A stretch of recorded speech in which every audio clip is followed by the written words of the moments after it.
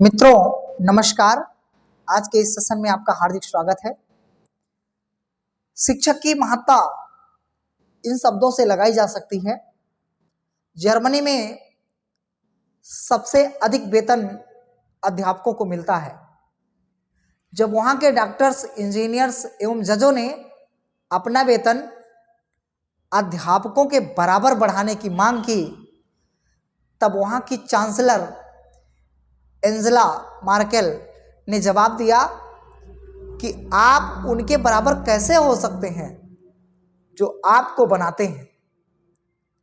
मित्रों, शिक्षक जो होता है वो चाहे डॉक्टर हो, चाहे इंजीनियर हो, चाहे जज हो या एनीवे कोई भी कुशल प्रशासक, शिक्षक, कुछ भी, उनको शिक्षक ही बनाता है। जर्मनी की चांसलर एंजेला मार्केल ने साथ ही युवाओं को यह भी संदेश दिया कि आप अध्यापक बनने की तभी सोचें जब आप उसके काबिल हों, क्योंकि a teacher is not a common man and common man can not be a teacher. कहने का मतलब है मित्रों, एक अध्यापक सामान्य आदमी नहीं होता है और सामान्य आदमी शिक्षक हो भी नहीं सकता।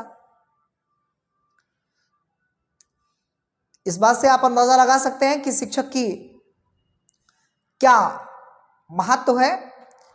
मित्रों, इन्हीं शब्दों से एक लाइनें याद आ रही हैं। इस श्लोक के माध्यम से कहा गया है कि विद्युत्तम च निरपत्तम च नैव तुल्यम कदाचन स्वदेशे पूजते राजा विद्वान सर्वत्र पूजते।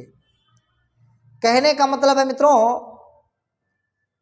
विद्युत्तम च निरपत्तम च, विद्वान और राजा में तुलना की जाए, विद्युत्तम च निरपत्तम च नैव तुल्यम कदाचन, अगर इन दोनों में तुलना की जाए तो स्वदेशे पूजते राजा, यानी राजा अपने देश में पूजा जाता है, विद्वान सर्वत्र पूजते, विद्वान हर जगह पूजा जाता है।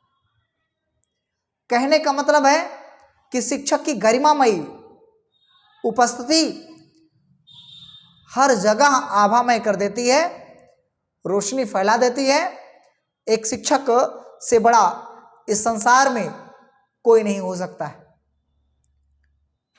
इसीलिए कहा गया है कि गुरु गोविंद दो खड़े काके लागो पाए, बलिहारी गुरु आपने गोविंद देव बताए। गोविंद से भी बढ़कर, प्रभु से भी बढ़कर शिक्षक की महत्ता यह है। मित्रों, मैं इन्हीं लाइनों के साथ आगे बढ़ता हूं। खबर है यूपी बोर्ड के समकक्ष होगी मान्यता, 10वीं और 12वीं की पढ़ाई पूरी कर सकेंगे पढ़ाई छोड़ चुके लोगों को मौका देगा राज्य मुक्त विद्यालय बोर्ड। यानी मित्रों, आपको मैं बताता चलूं कि ये जो राज्य मुक्त विद्यालय बोर्ड है, इसका गठन जो है मित्रों, मैं आपको बताता चलूं। देखिए, यहाँ पे इस बात को बढ़िया से दर्शाया गया है कि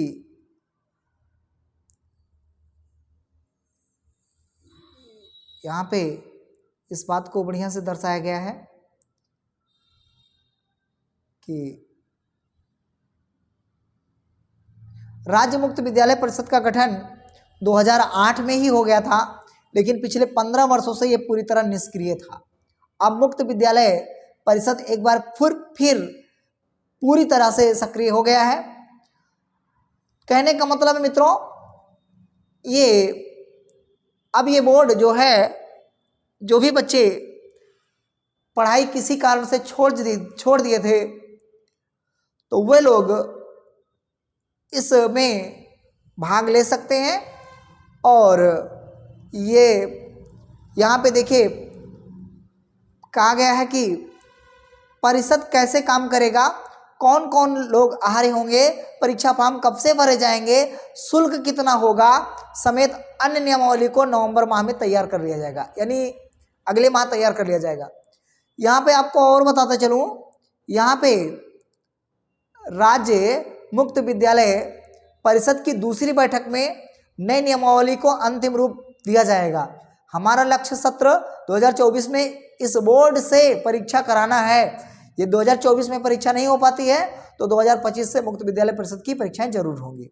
ये थे महेंद्र देव, शिक्षा निदेशक माध्यमिक के। तो मित्रों, वे अभ्यर्थी जो किसी कारणवश जो है रेगुलर तैयारी नहीं कर पाते हैं, रेगुलर नहीं पढ़ पाते हैं, वे राज्य मुक्त विद्यालय बोर्ड से प्राइवेट फॉर्म भर करके यहाँ पे तैयारी कर सकते हैं डिस्टेंस एजुकेशन के थ्रू, यानी दूरस्थ शिक्षा के माध्यम से इसमें बैठ सकते हैं परीक्षा में। वो अपने घर पे तैयारी करेंगे और राज्य मुक्त विद्यालय बोर्ड उनको परीक्षा कराएगा, परीक्षा में बैठेंगे, पास हो जाएंगे और इनकी जो मार्कशीट होगी यानी प्रमाण पत्र होगा, अंक पत्र होगा, वो यूपी बोर्ड के बराबर होगा। अगली खबर मित्रों, यहाँ पे देखिए 16 अक्टूबर की खबर है। 16 अक्टूबर को 2023 को प्रकाशित हुआ है। ये यूजीसी के जो है सचिव हैं, सेक्रेटरी हैं, प्रोफेसर मनीष आर जोशी जी, इन्होंने पब्लिक नोटिस जारी किया है, revision of fellowship amount under the UGC fellowship scheme. तो मित्रों, मैं इस पे एक वीडियो बना चुका हूँ, नेट जेआरएफ क्या है, उसमें मैंने पूरी बात बताई है आपको कितना मिलता है। पहले देखिए 31,000 मिलता था 2 साल के लिए, अब 2 साल के लिए जेआरएफ जो है 37,000 मिलेगा। अगले 3 वर्ष के लिए एसआरएफ 35,000 पहले मिलता था, अब 42,000 मिलेगा प्रति माह। इसके अलावा मित्रों जो जेआरएफ 37,000 मिलेगा उसके साथ साथ एचआरए भी मिलेगा।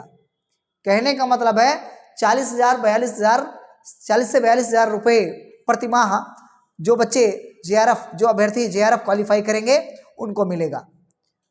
तो और जो एसआरएफ में जाएंगे अगले 3 साल के लिए 2 साल बाद अगले के लिए जाएंगे, उनको लगभग 50 से 55,000 मिलेगा प्रति माह।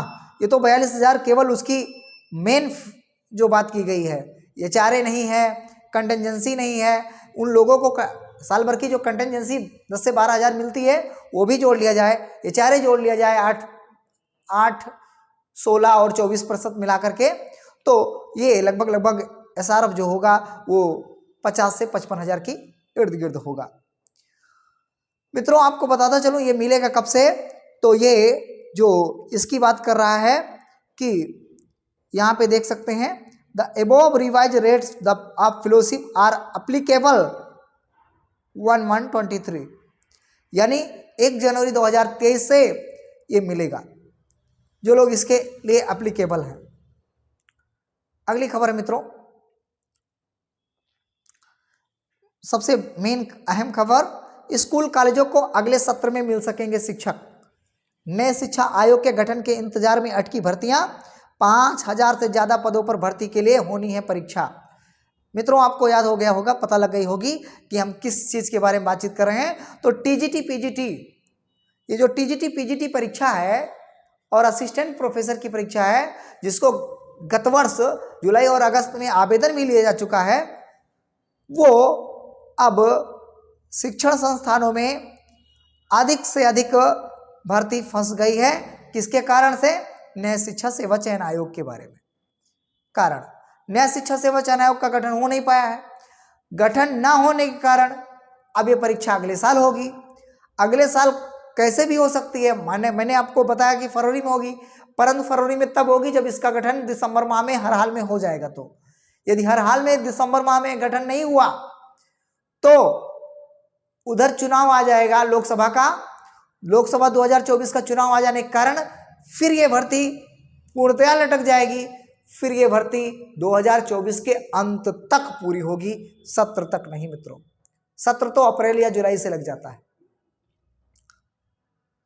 तो इस तरह से टीजीटी पीजीटी और असिस्टेंट प्रोफेसर की परीक्षा, यदि नया शिक्षा सेवा चयन आयोग का गठन इस माह हो जाता है तो फिर इस माह कहने का मतलब है दिसंबर तक हर हाल में हो जाएगा। तो परीक्षाएं चाहे टीजीटी की हो जाए, चाहे पीजीटी की, चाहे असिस्टेंट प्रोफेसर की, तीनों में से कोई परीक्षा फरवरी में हो जाएगी, अन्यथा ये लटक जाएगी, फिर चुनाव के बाद ही होगी। यदि हम बात करें एलटी विज्ञापन की, एलटी के विज्ञापन की, पीसीएस फ्री के विज्ञापन की, तो मित्रों जीआईसी प्रवक्ता के विज्ञापन की, तो ये विज्ञापन मित्रों नवंबर या दिसंबर में हर हाल में आ जाएंगे। और यदि हम बात करें आरओ का एग्जाम कब तक होगा, तो लोग यही बता रहे हैं कि 4 फरवरी को होगा। 4 फरवरी को भी हो सकता है, नहीं भी हो सकता है, लेकिन ये मान के चलेगा फरवरी में आरओ किसी भी डेट पे हो सकता है। पीसीएस फ्री का विज्ञापन जनवरी माह में आएगा, ये निश्चित है।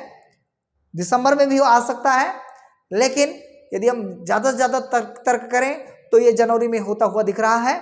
हालांकि यूपीपीएससी यानी उत्तर प्रदेश लोक सेवा आयोग दिसंबर माह में कैलेंडर भी जारी कर देगा, तो उसमें कंफर्म हो जाएगा कि आरओ का परीक्षा कब होगी, पीसीएस प्री की परीक्षा कब होगी, आरओ के प्री की मुख्य परीक्षा कब होगी, आरओ पीसीएस के मुख्य परीक्षा कब होगी, वो पूरा कैलेंडर जारी कर देगा।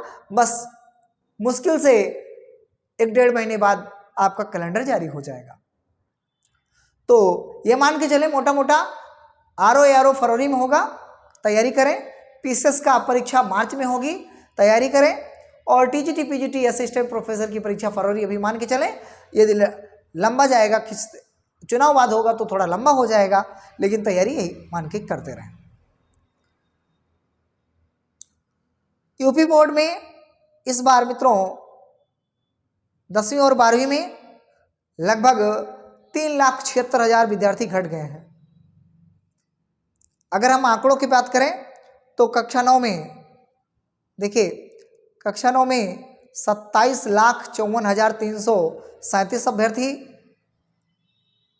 हाई स्कूल में 29,47,324 अभ्यर्थी, और यदि हम टोटल की बात करें तो यहाँ पे मित्रों मैं आपको बता दूं, टोटल की बात करें तो यहाँ पे 55,08,206 अभ्यर्थी हाई स्कूल और इंटर मिलाकर के हुए हैं। तो नए पाठ्यक्रमों का रोड मैप तैयार, 2 चरणों में लागू होगा पाठ्यक्रम। तो ये नया पाठ्यक्रम जो है रोड मैप तैयार हो चुका है, 2 चरणों में लागू होगा। शिक्षा मंत्री कौन? धर्मेंद्र प्रधान, केंद्रीय शिक्षा मंत्री धर्मेंद्र प्रधान बोले अगले शैक्षणिक सत्र से इस पर अमल शुरू हो जाएगी। पहले आएगा 3री, 4थी, 5वीं, 6वीं, 9वीं और 11वीं का पाठ्यक्रम, और फिर अगले सत्र, कहने का मतलब है 25-26 में जितने बच्चे पाठ्यक्रम हैं, चाहे जो है प्रथम द्वितीय की हो और 10वीं 12वीं की हो, इनके पाठ्यक्रम 25-26 से लागू होंगे। तो इस पे अमल काफ़ी तेजी से हो रहा है। पीटी का प्रवेश पत्र जारी, कल से वेबसाइट पर भी हो जाएगा। मित्रों 28 और 29 को प्रदेश के 35 जिलों में होगी ये परीक्षा पीटी। लगभग 20 लाख अभ्यर्थी परीक्षा देने में जाएंगे, क्योंकि 20 लाख लोगों ने आवेदन किया है। और आपका प्रवेश पत्र जो है बहुत से अभ्यर्थियों के ईमेल पे आ चुके हैं, और जिसके ईमेल पे नहीं आ गए हैं वो कल वेबसाइट पर 11 बजे से वेबसाइट पर अपलोड हो जाएगा, वो जा कर के निकलवा सकते हैं। मित्रों मैं एक बात और आपको बताता चलूँ, पीटी के वही अभ्यर्थी जो डरे गए हैं, जिनकी तैयारी नहीं हुई है, वो कहते हैं कि मैं तैयार नहीं हूँ, तो मेरे इस चैनल पे जा कर के कैसे करें अंतिम समय में पीटी की स्मार्ट तैयारी, वो चैनल पे जा कर के देख सकते हैं, उनके लिए लाभदायक होगा। और मैं आपको बताता चलूँ, पीटी के वही अभ्यर्थी कभी भी परीक्षा को ना छोड़ें, क्योंकि कभी कभी 1 अंक पाने वाले अभ्यर्थी भी मुख्य परीक्षा में बैठने को पाते हैं। तो कुछ भी अंक पाएंगे, यदि आप अच्छा करके आएंगे तो अच्छा पाएंगे, थोड़ा सा गड़बड़ होगा तो भी अच्छा होगा, लेकिन आप इस बात को लिए ना छोड़ें कि मेरी कोई तैयारी नहीं है। आप इंटर पास हैं, इसका मतलब है कि आप कहीं ना कहीं सक्षम हैं। उसके फॉर्म के लिए, अप्लाई के लिए, अगर फॉर्म अप्लाई करने के लिए वैलिड है तो आप परीक्षा देने के लिए वैलिड है। परीक्षा दीजिए, कुछ भी अंक पाइए स्वीकार करिए, लेकिन परीक्षा को ना छोड़ें। मोबाइल फोन का पहले नशा फिर नफरत, यही है स्क्रीन डिस्फोरिया। मित्रों एक जो है सर्वे में देखा गया, तेलियरगंज प्रयागराज में केस 2 नैनी का, केस 3 झलवा का और केस 4 झूसी का। यहाँ पे देखा गया कि अभ्यर्थी क्या होते हैं, कुछ बच्चे ऐसे होते हैं जो पहले फ़ोन का उनको नशा हो जाएगी और बाद में नफरत हो जाएगी, और नफरत ऐसी होगी जैसे वे, कहने का मतलब है कि डिप्रेशन में हो, वो शिकार हो जाते हैं और फिर बाद में मनोचिकित्सक ही उनको बचा पाते हैं, नहीं तो वे उलझन में हमेशा रहते हैं। तो ये लोगों से मोबाइल फ़ोन की दूरी बनाए रखें, मोबाइल फ़ोन से दूरी बना करके रहेंगे, कुछ समय के लिए देखें। जैसा कि कहा जाता है कि जो भी अभ्यर्थी पढ़ते हों 8 घंटे सोइए, 8 घंटे पढ़िए, 8 घंटे लोगों से बातचीत करिए, 8 घंटे कहने का मतलब है मस्ती करिए, तो वो आपका बहुत बड़ा फायदा करेगा। आप केवल किताबों में ना उलझे रहें। सेमेस्टर परीक्षा को वार्षिक पैटर्न पर कराने की तैयारी, ये बात हो रही है छत्रपति साहू जी महाराज विश्वविद्यालय की। मित्रों, जब से ये नई शिक्षा नीति 2020 आई है, तब से सेमेस्टर परीक्षा को तवज्जो देना शुरू कर दिया है। लेकिन इस सेमेस्टर प्रणाली, मुझे तो लगता है कि ये उलझ गए हैं इसमें अभ्यर्थी। इसका एक रीज़न है, 6-6 माह पे उनकी परीक्षाएं करानी पड़ती है। 6-6 माह में बच्चा कब एडमिशन लेगा, कब परीक्षा देगा, कब पढ़ेगा, कब उसका काफ़ी मूल्यांकन होगा। मूल्यांकन भी 2 तरीके का होने लगा है, एक एक्सटर्नल, एक इंटरनल। फिर उसके एग्जाम कब होगा, कब रिजल्ट आएगा और फिर कब अगली परीक्षा में फिर भाग लेगा। तो इस तरीके से वो उलझ चुके हैं और यहाँ पे छात्रों को हो रही दिक्कत, राजभवन से अनुमति के बाद बदलाव संभव है। नई शिक्षा नीति लागू होने के बाद लागू हुई सेमेस्टर प्रणाली परीक्षा, तो इसके लिए राज्यपाल के निर्देश पर विश्वविद्यालय के सभी प्राचार्य की नई शिक्षा नीति से आ रही दिक्कतों को लेकर के बैठक हुई है। अब ये निश्चित है कि राज्यपाल जी आनंदीबेन पटेल जी इस पे मोहर जरूर लगाएंगे और कह देंगे कि वार्षिक परीक्षा पैटर्न पर करा दीजिए, कोई दिक्कत नहीं होगी। और क्योंकि इसमें सेमेस्टर परीक्षा प्रणाली से बच्चे उलझ चुके हैं।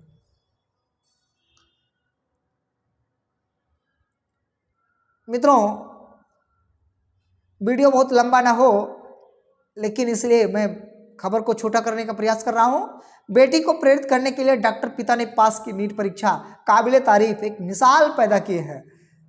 डॉक्टर खेतान जी ने माफ कीजिएगा, डॉक्टर खेतान है, प्रकाश खेतान, जो कि 13 अप्रैल 2011 को एक 8 वर्षीय बालिका के मस्तिष्क की 8 घंटे सर्जरी करके 296 सिस्ट निकाले थे। उनका नाम गिनीज बुक वर्ल्ड रिकॉर्ड में भी दर्ज है।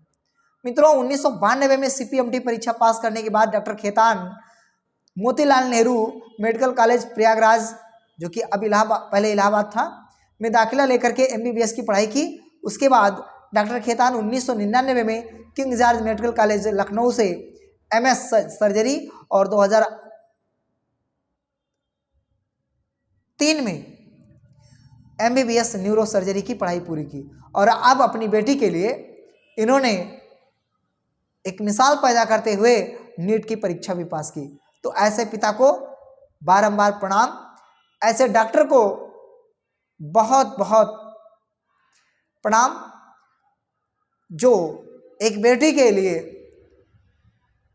प्रेरित करने के लिए इस उम्र में नीट की परीक्षा को पास किया। तो मेरा वीडियो कैसा लगा मित्रों? आपको शैक्षिक जगत की सूचनाओं से मैं जब भी महत्वपूर्ण खबरें होती हैं तो मैं आपको रूबरू कराता हूं। इस तरह से शैक्षिक जगत की सूचनाएं पाने के लिए मेरे चैनल को लाइक करें, कमेंट करें। अभी तक सब्सक्राइब नहीं किए हैं तो सब्सक्राइब करें। मित्रों, वीडियो को अंत तक देखने के लिए बहुत बहुत आभार, धन्यवाद।